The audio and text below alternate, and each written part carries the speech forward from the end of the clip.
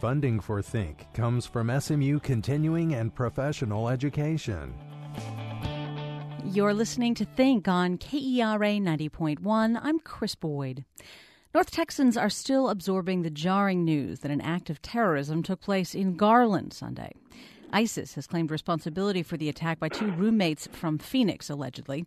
Elton Simpson and Nadir Sufi drove to North Texas with a car full of body armor, military assault rifles, and apparently plans to storm a competition sponsored by the American Freedom Defense Initiative, a group that has been described as an active anti-Muslim organization by the Southern Poverty Law Center. The competition invited artists to draw cartoons of the Muslim prophet Muhammad, who, according to Muslim tradition, should never be depicted, with the promise of a cash prize for the winning image. An unarmed security guard posted at the entrance to the facility was wounded before the two alleged gunmen were shot dead by police on the scene. Now, local and federal authorities are trying to determine how and why the attack was planned and whether the gunmen were indeed working directly for ISIS or simply inspired by its bloody tactics. Journalist Stella Chavez has been covering this story for KERA News. Stella, welcome to Think. Hi, Chris. It's good to be here.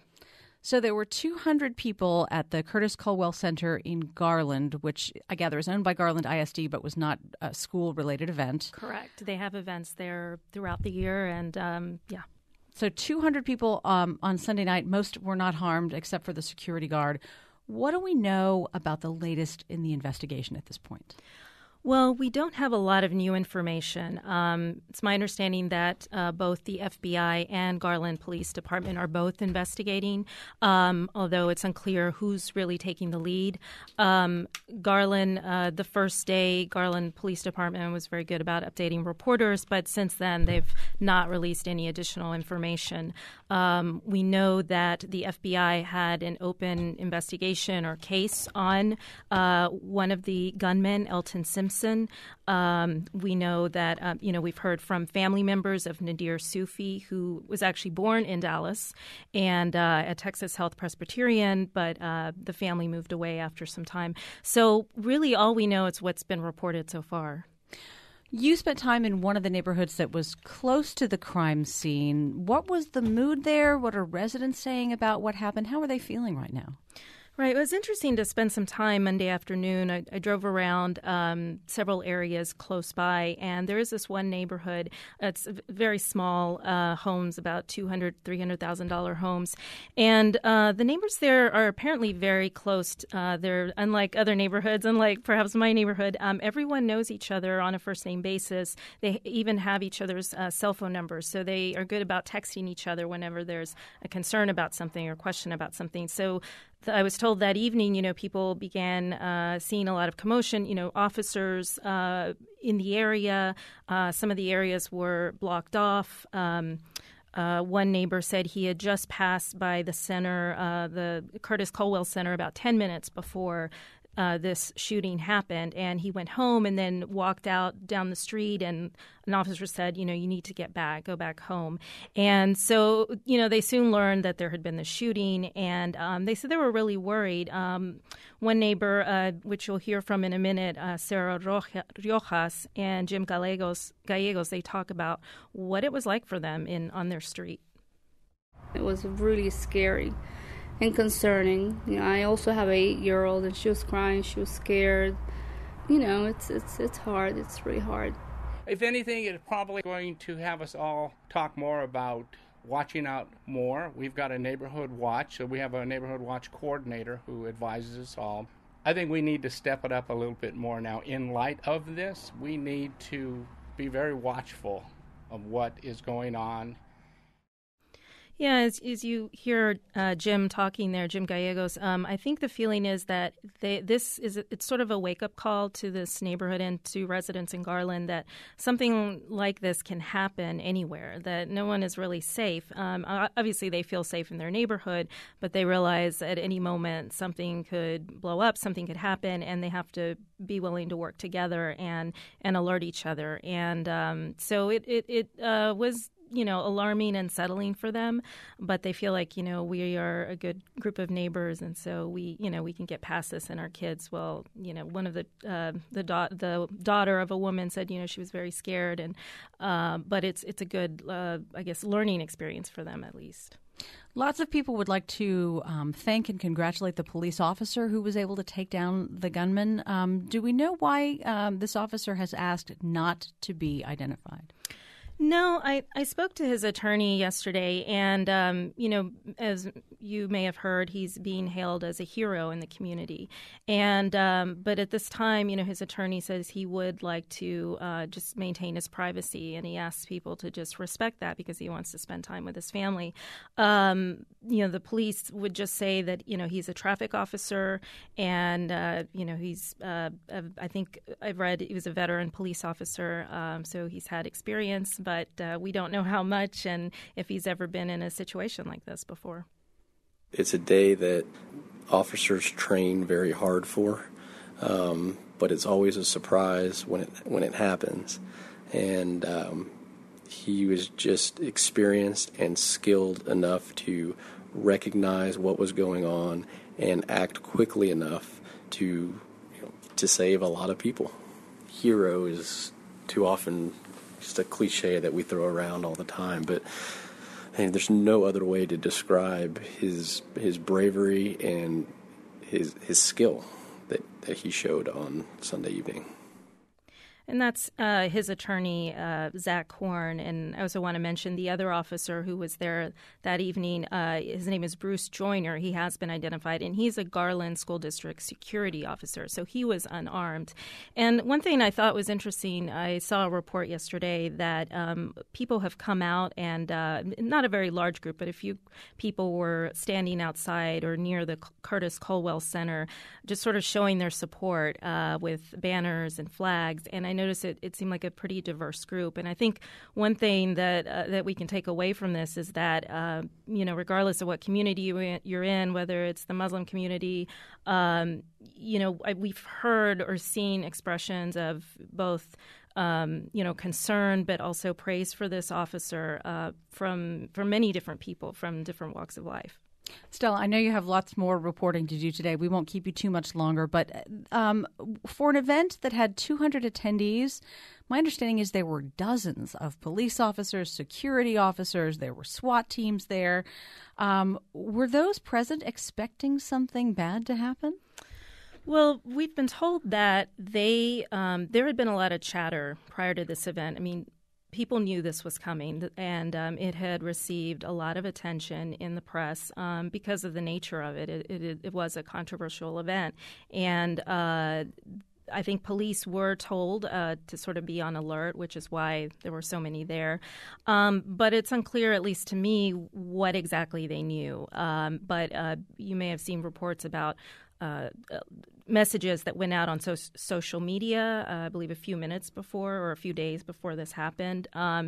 So given the nature of the event, who was involved, this was put on by the American Freedom Initiative, which is a New York-based organization, and Pamela Geller was the main person there, and she's a controversial figure. So police have said, based on what's happened in the past or the attention these events have received, we wanted to be careful and on guard. We don't know yet if anyone else was involved with this. The two most obvious suspects have been killed. So in a case like that, how does the investigation move forward, knowing that there may not be prosecution at the end of this, but everyone wants to know exactly what happened and how this happened? Right. Well, they are looking, investigators, and I believe mostly, FBI, for this end of the investigation, are looking at any known associates of these two men. So there have been reports of a third person who was in contact with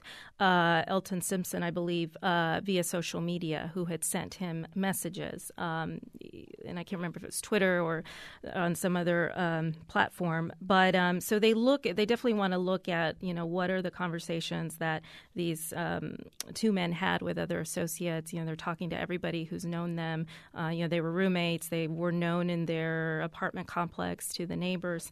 So they're looking at all of that, where the ammunition or the assault rifles were purchased.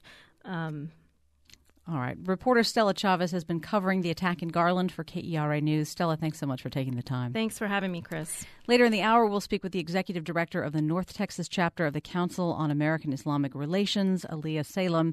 Now, though, we have Robert Taylor with us. He is director of the Executive Master of Science program in Justice Administration and Leadership within the Department of Criminology at the University of Texas at Dallas, and co-author with Charles Swanson of the new book, Terrorism, Intelligence, and Homeland Security. Bob, welcome to Think. Thank you very much. Okay, so we have heard that ISIS is issuing statements claiming responsibility for this attack. Is there evidence that the group had direct or even indirect contact with Simpson and Sufi? Well, I don't know if there's direct evidence. Clearly, both of the suspects in this case had expressed ideologies that were parallel with what ISIS projects to the world. So, when you're talking about the Islamic State, you're talking about a large movement across the Middle East, and, millions of people share that sentiment. ISIS has termed them soldiers of the caliphate. Does that term have any specific meaning, or could it also just mean friends of the operation? Oh, no. No, it has a very, very specific meaning. In the Middle East, particularly in Islam and in radical Islam, the idea that we have a caliphate, which is basically the union of the state and religion together, is critically important. This is what the early beginning of Islam was all about with Muhammad. Through the centuries, it's basically progressed to individualized states. Now what you have is a very legitimate movement in the Middle East under the Islamic State, headed by a fairly intelligent guy, Abu Bakr al-Baghdadi, who's been on the presence of the international stage for quite some time, leading his people to what he wants to be a unified state that's Islamic. I think most Americans think of Islamic State or ISIS or ISIL, whatever we're going to call it, in the United States today, as something akin to Al-Qaeda. It's not. It has nothing to do with being a group. It is a very large movement in the Middle East, and it's a substantial movement. What we've heard in the past, the analysis of ISIS or ISIL or the Islamic State in the past, is that they're not specifically interested in carrying out attacks on foreign soil. What they're interested in doing is building the movement within the regions that they control and the regions that border them. That's correct. So is this really an anomaly if indeed there is a relationship between the attack we saw on Sunday and ISIS? Well, I don't think it would be an anomaly at all. I think if you read the reports that come out of Justice, State Department, and the like, what a lot of the progressive thinkers on terrorism are suggesting is that we have a lot of lone wolves or homegrown terrorists that are in the United States, that are oftentimes born in the United States, converted to Islam, now are radical Islamicists, and they're acting on their own. Now, they're not directed by a very singular mission by someone overseas, but they are indeed incited, how's that, or encouraged from social media sources or from individuals that preach a very strong, ardent, Salafi jihadist kind of ideology. And so these people take arms up. They grab very unsophisticated bombs like we saw in Boston during the Boston Marathon, and they take action. Robert Taylor is director of the Executive Master of Science program in Justice Administration and Leadership at UT Dallas and co-author of the new book, Terrorism, Intelligence, and Homeland Security. We'll resume our conversation with him in a few minutes. Later in the hour, we'll speak with Aliyah Salem of the Dallas-Fort Worth Council on American Islamic Relations. If you'd like to join the portion of the conversation now with Robert Taylor, the telephone number is 1-800-933-5372. You can email think@kera.org or find me on Twitter at Chris Boyd Think.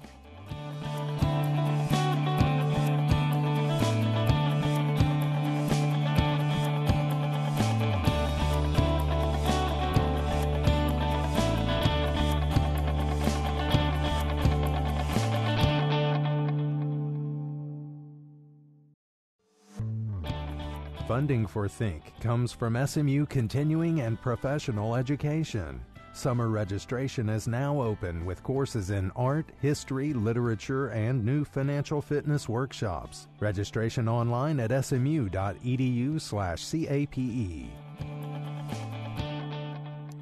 You're listening to Think on KERA 90.1. I'm Chris Boyd.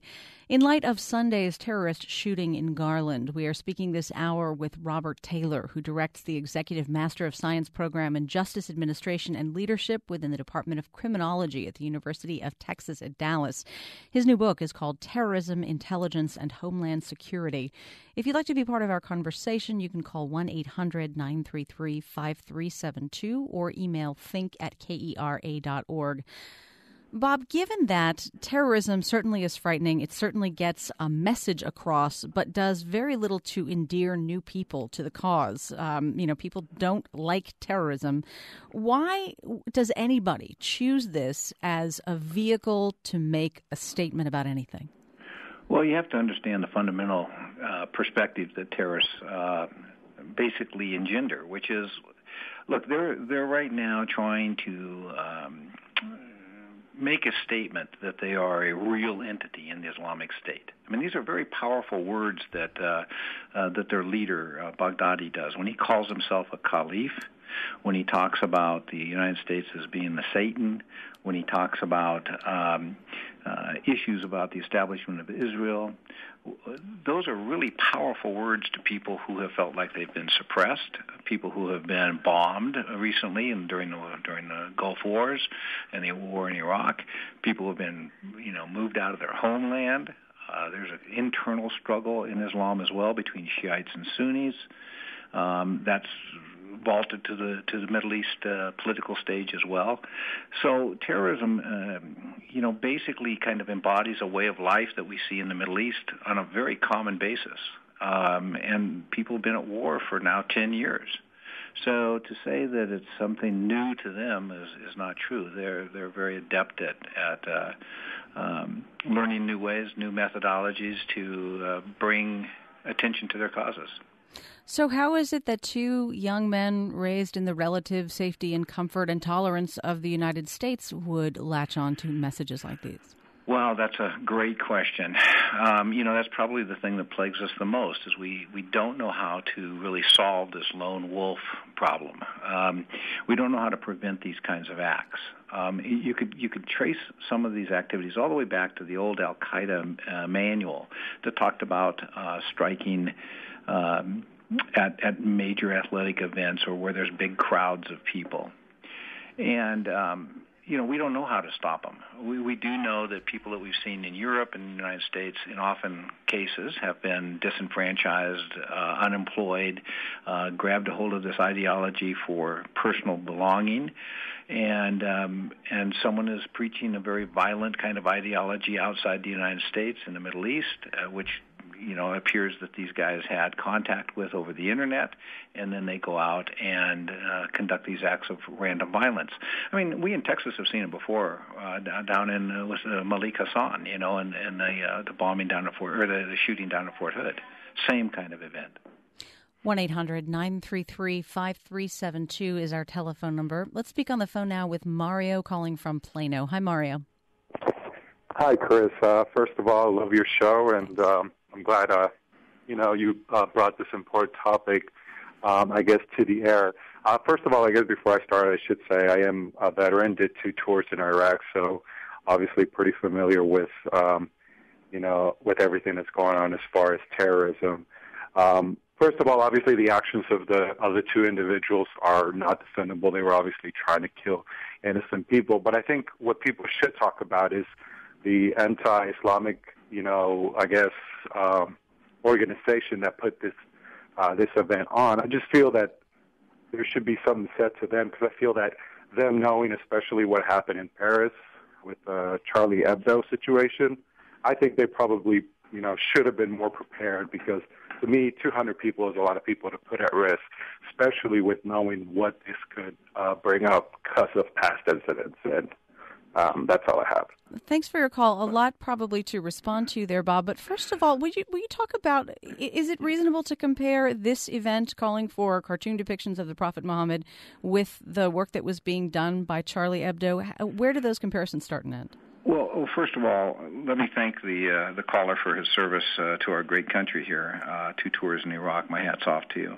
But I think he raises the central topic of discussion in this incident. The United States is a very tolerant country, and we need to remind ourselves of being tolerant of other cultures and other religions. I mean, how would American audiences feel if there was a contest to depict Jesus in various forms as a cartoon? I mean, I think there would be a number of people would be very upset. Probably very, very conservative groups would demonstrate. And the like. So it's very important for us to understand, to be tolerant of different cultures and different religions, and clearly this was an affront to them. And it's very similar to what Charlie Hebdo incident occurred last summer, or last couple months ago, I guess it was, when we end up seeing targeted attacks on individuals who have indeed, in the mind of radical Islam, defaced the Prophet. So, it's kind of like running up a red flag and saying, hey, here I am, I'm making fun of your religion, and then we're doing this because it's free speech. Well, yes, and I certainly honor our Second Amendment to free speech, but good gracious, folks, let's get our head tied on right and not be a front to other cultures and other religions that exist around the world. That's not the way America has been. I think that it was a very poor choice on the part of the American Freedom Defense Initiative to sponsor such a thing. I think they realized that there would be a high potential of violence, or at least the potential of an attack. I think that's why the city of Garland did the appropriate things that they do to try to prevent this and to lessen it as much as they possibly could.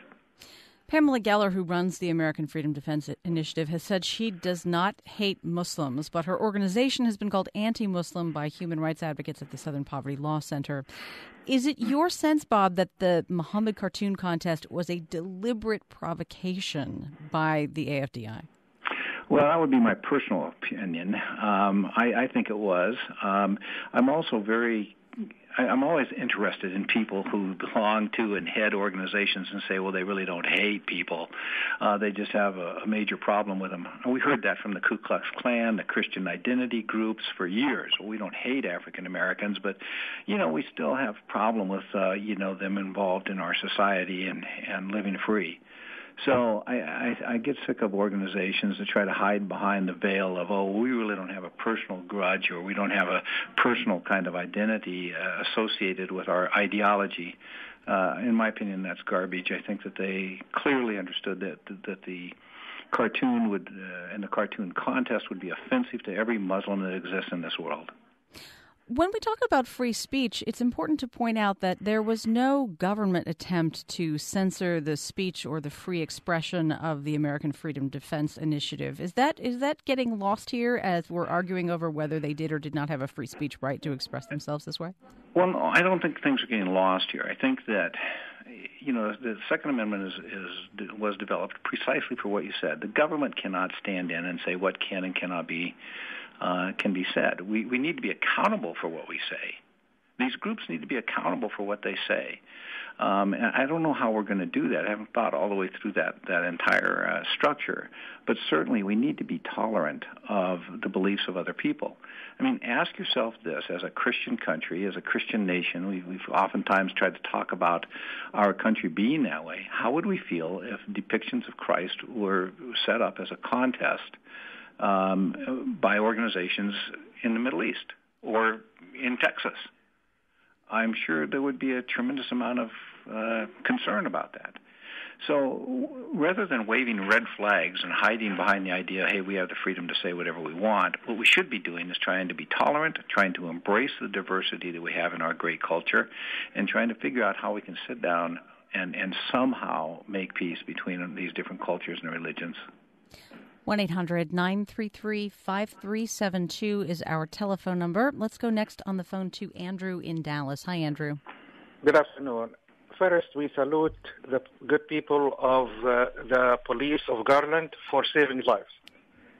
Second, if we didn't poke those two terrorists, if we didn't lure them to come to Garland, wouldn't they have gone and looked for a soft target and killed more people? Nobody provoked the officer in Texas who killed 13 of his colleagues. I'm not condoning and I'm not passing any judgment on the event or the cartoons, but I'm just thankful that those two terrorists were lured and killed before they kill people. Thanks for your call. I don't know that we have, Bob, evidence that these two were planning anything else. We don't know all that much about their process in bringing this act about. Is that correct? That's correct. And I hate to use the word lured. I understand I think I understand what the caller was trying to express, which is I'm glad that we were able to stop them from conducting some kind of major terrorist event that would be much more violent and result in a lot more life. I don't think we lured anyone, but we certainly waved that red flag in front of the bull. 1-800-933-5372 is our number. Alex is on the line now in Louisville. Hello, Alex. Hello. Thank you for having me. Great show. Thanks. Really great topic, and I think 2 callers ago, Mario, was really hitting it on the spot and really drawing our eye to look at it where it's happening is where, just because I have the right to yell fire doesn't mean I'm going to go doing it in a public place, so we do show some tolerance. And we don't want government to be coming in and telling us what to do, but the government can help us create a capacity to have a conversation about how we can, personally not invite people to come in and to do these sorts of things. And I wonder, the city of Garland, what sort of, I know they saw that there might be a threat and put out the appropriate police force, but how about a conversation about whether it would be good for the community, whether it's a good thing, whether 200 people are worth the possible lives of many more, or children, being involved with an ISD type of facility. I mean, it just didn't seem like tolerance or there was a real discussion about whether this is a good decision or a skillful decision versus whether I can do it just because I can do it. What do you think, Bob? Well, I think he's right on. I really think it's an excellent point that he made. One of the things that I would caution him to remember is that even though we have a very distasteful group to the general audience of America or to the general audience in Texas, they do have a right to bring together this little committee. They have the right to express what they want and the like. I think that the city of Garland should be applauded for their actions. So what they did was think through this. I do think they did. They required, I think, a substantial amount of money up front from this group so that they could hire extra police officers for security. I think they anticipated wisely that this could be a potential terrorist site and acted appropriately. Now, as distasteful as it is, the groups that we hate in the general audience of America still have the right to demonstrate and to voice their opinion. And then democracy is tough stuff. We have to kind of look at the middle road here. Both groups need to have the opportunity to discuss and to be able to say what they believe and express their feelings, but we don't need to have violence. It's particularly chilling that it appears that Elton Simpson used social media to broadcast his intentions in the moments before the attack began. What do you know about how law enforcement agencies monitor that sort of communication and how they decide what to take seriously and what to sort of monitor but basically let go? Well, I think they did a great job. I happen to be involved with one of the fusion centers in Dallas quite extensively, the Collin County Fusion Center, and I know they were on top of this from the very beginning, and I can't believe that the Dallas Police Department didn't have their fusion center up and running as well. So, I mean, I was looking at this as the event was going down, and I was aware personally of some of that email. So if I knew about the email and the social media, for sure the police did. So I think they were on top of it. I think they were trying desperately to try to prevent these kinds of things. And but again, you talk about the freedom of expression and the freedom of speech. People have the right to use social media in this kind of event. 1-800-933-5372 is our telephone number. We have Tarek on the line in Dallas now. Hi, Tarek. Hi, Chris. Thank you for taking my call. Sure. Just want to say, first of all, this event, as an American Muslim, it was very offensive, very insulting, and just did not feel right. But the reaction to it, I feel, was more stupid. That's how exactly I felt when the Charlie Hebdo event happened. I know that the Muslim authorities in America, they actually advised not to do any protest to bring attention to this event, which was great. And I just really feel bad that these two guys decided to come out and do this, which was completely wrong. Right.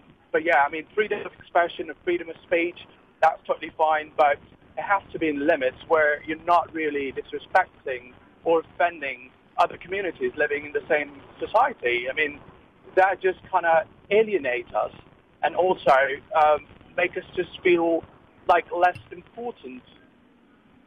Thanks so much for your call. Right. Well, I couldn't agree more with what the caller was saying. We have to remember there's a billion plus, 1.2 billion people in the world are Islamic. It's a great world religion, and it's a religion which does indeed preach peace and harmony, and love of the brother and the alike. I think that if people look at the similarities between Christianity, Judaism, and Islam, they'd be very surprised. There's a lot of overlapping kinds of tenets and the alike. But for some reason, we want to look at what's different between all of us and point fingers and the alike. I think, as the caller stated, I think it's critically important for us to remember that the actions of these two gentlemen, or suspects, I won't call them gentlemen, certainly do not reflect the basic tenets of Islam, and they do not reflect the majority of Islamic people in the United States. Robert Taylor is director of the Executive Master of Science Program in Justice Administration and Leadership within the Department of Criminology at the University of Texas at Dallas, and he's co-author of the new book, Terrorism, Intelligence, and Homeland Security. Bob, we really appreciate you making this time for us. Thank you. Okay, thank you. Bye-bye. Up next, we will speak with Aliyah Salem, Executive Director of the North Texas chapter of the Council on American Islamic Relations. If you would like to join our conversation, you can do it by emailing think@kera.org. You can call 800-933-5372, or you can find me on Twitter at Chris Boyd Think.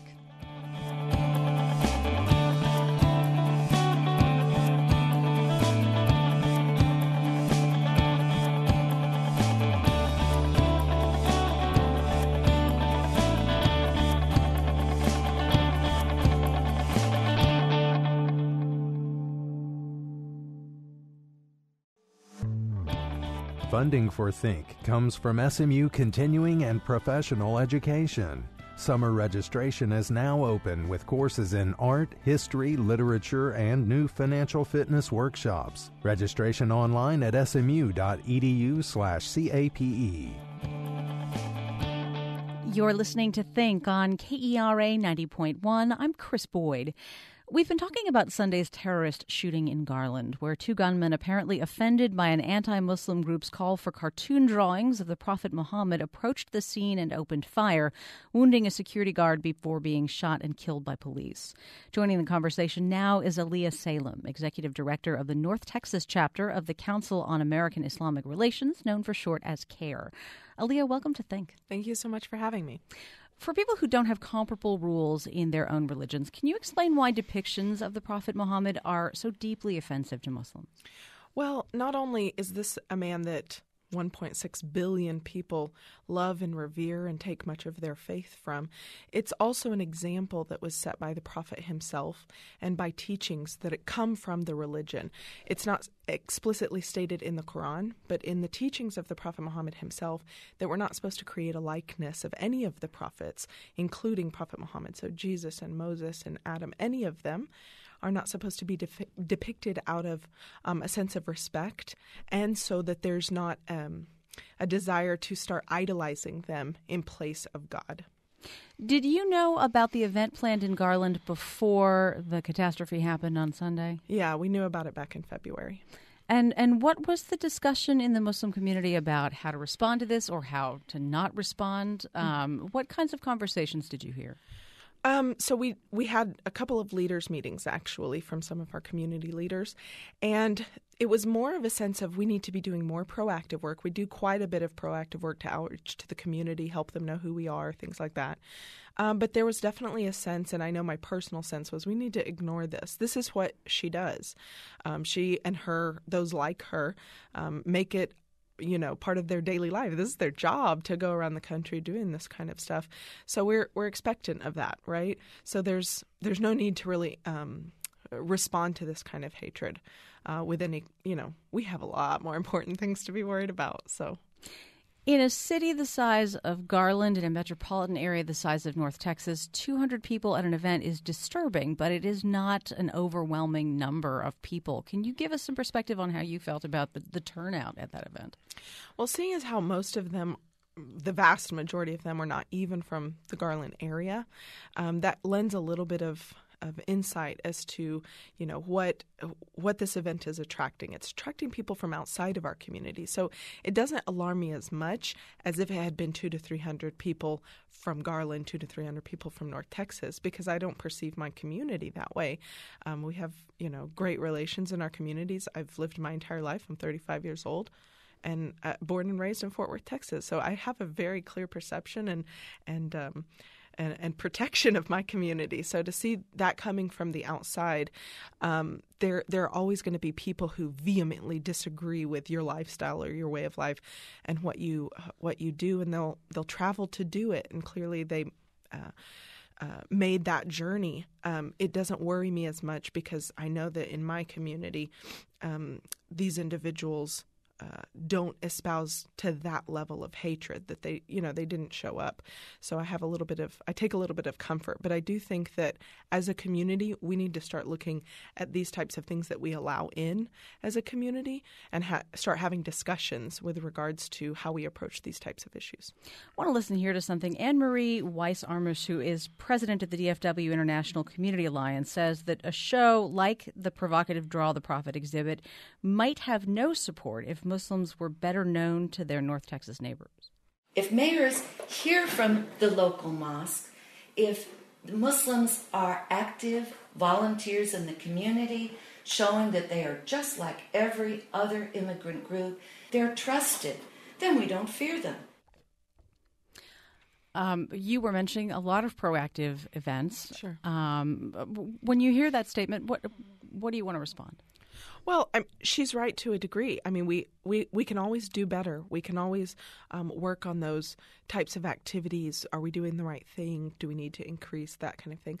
But we are extremely active. We have Boy Scouts and we have Girl Scouts and we work with Habitat for Humanity. And one of our mosques, actually a few of our mosques, but one in particular in Irving, has an open house every single Sunday. Sometimes they take ads out in the newspaper to say, hey, come here, we're open, come learn about us, so that you can demystify, like you said. And these types of activities, we do a lot of interfaith work. So I see that from, firsthand. What is part of the problem is being able to translate that to the community so that people know that that's what we're doing, right? So that's kind of some part of the uphill challenge that we have, is to try and help people see, well, this is what we're doing. We'd appreciate a little bit more exposure. Or, why don't you come and partner with us and see what good things we're doing? So trying to get the word out about it is sometimes the uphill challenge. It's not necessarily doing the work. We've got a ton of coalition partners, interfaith partners, and the like that we do a lot of work for and that vouch for our community on a regular basis and stand in solidarity with us. So the examples are there. We just need people to see that. One thing I want to touch on in that statement that we just heard was Ms. Armish said, Weiss-Armish referred to immigrant groups. Mm-hmm. And clearly there is among some Americans a bias against Muslims. I wonder how much of that animosity you would ascribe to religious differences and how much of it you would ascribe to a sort of xenophobia and the assumption by many people that every Muslim in this country is an immigrant to this country, when in fact you were born here. The two men who appear to have committed the attack on Sunday were born in this country. Well, the thing that you have to understand is when you have a country that is, we pride ourselves on our immigrants, right? This is a country built upon immigrants. And so what I think we need to do as a community, my personal take on this issue is that this has to do more, it connects more with the issues of structural racism than it does focusing on just the Muslim community. It's the same pattern of othering that people fall into when any new group comes into the spotlight. So I'm more of a fan of directing our attention towards the main issue, the issue of racism and othering and so on, and trying to work to dismantle that as opposed to trying to fight fires with regards to, more Muslims are being treated badly. No, people of all minority groups are being treated badly in many ways. And so if we work to do that, but then also to focus on who Americans are, whether they're immigrants or like myself or indigenous to the United States, doesn't give us any, better standing. You see what I'm saying? It's easy for us to say, they're indigenous, so they, should espouse the ideals. Clearly, in this case, that's not necessarily true.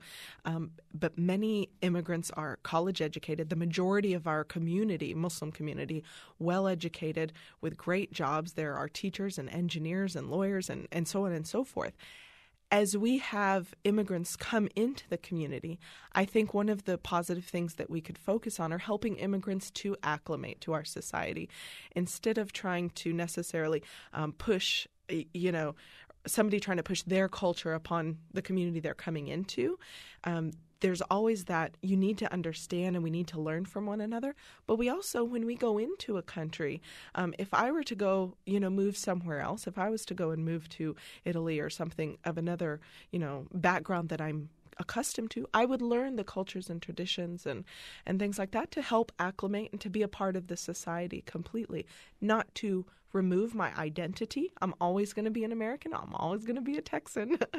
But at the same time, have that ability to work within my community from a group standpoint. So I think we can do some work there as well.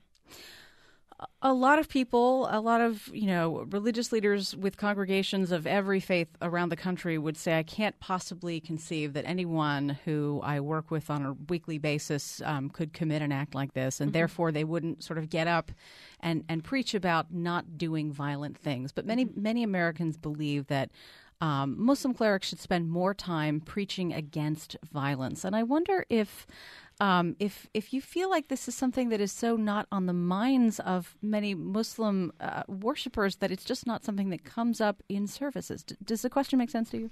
It does, and it is, to me, it's kind of... To me, that's actually a form of racism. The fact that we would be expected to talk about, de-radicalizing our kids.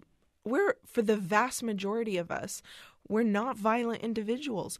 You're always going to have people who commit acts of violence. But if we do that, then we need to tell, different churches in other parts of the country that they need to be focusing on it.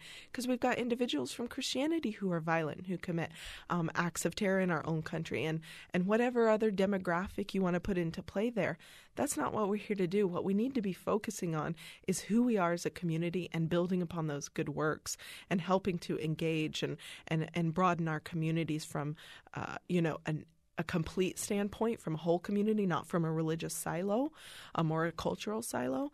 But, together, it's going to take all of us to do this. So for us to be somehow singled out because of world events, the only reason, in my opinion, and this would stay to me, the only reason that I think that we focus a lot right now on Islam and Muslims is because that's what's in the media. That is what we are exposed to on a regular basis. Are we talking about the terrorism that's happening in Latin America? Are we talking about the terrorism that's happening in Africa? That has nothing to do with Islam. The Central African Republic, the Lord's Resistance Army. We're not talking about these huge terrorist groups that come from other faith backgrounds or no faith at all, because they don't make it to the media. We're focused on Islamic extremism in a post 9/11 world. Not to say that there's not Islamic extremism. There is. but we are focusing on the Muslim community as somehow having responsibility for that. And that, to me, is taking us away from what the real issues are. That, to me, is just finding somebody to push our frustrations onto and say, oh, it's their fault. They've got to deal with it. They've got to preach violence. I get asked on a regular basis, you need to denounce this. You need to denounce this. And I'm like, I did denounce it, just for the record. And they'll say, no, you need to denounce it every day. I'm like, go somewhere else with that, please, because I don't have time to sit there and denounce every single day of my life some random person from across the world or in other parts of the country that's doing something violent. I have nothing to do with that. I have no responsibility with that. Whether they claim in the name of a religion that I espouse, it's also not my problem. It's not my fault. What is my problem is my community. What is my problem are the things that are happening here, and which is why I'm involved in what's going on right now to try and work with our community to deal with these issues, but not what's happening in things that are outside of our control.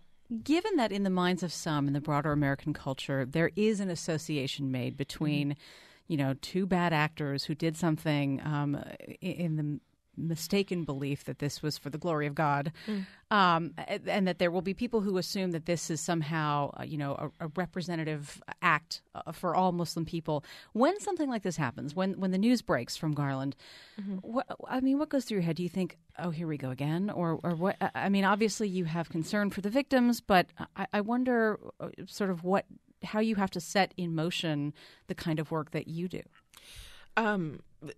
The most important thing is to collect yourself. In the immediate aftermath of these types of things, it's, you start going into panic mode and your brain starts racing. In this particular situation, I was very emotional right after because I was worried about people and being harmed, basically. And then after that, it's kind of like your brain starts kicking into work mode and what you need to do. And it's more about securing the area. It's more about preparing your community. And in those immediate aftermaths, I didn't so much have a here we go again. I had, oh my God, what do we need to do first? How do we need to respond appropriately? What can we do to help? What can we do to help reduce tensions? How do we make our community safe for fear of backlash? Yesterday morning, I woke up to a very violent and very specific death threat that I received on my cell phone. I reported it, obviously, but no matter how many of those that I get, it doesn't leave you with any sense of, it's okay, it's no big deal, things like that. You don't get used to that. You don't get used to, people threatening you and say, are you threatening me? And he says, no, I'm promising you. And you're like, oh, okay. So you kind of have to adjust and help your community adjust.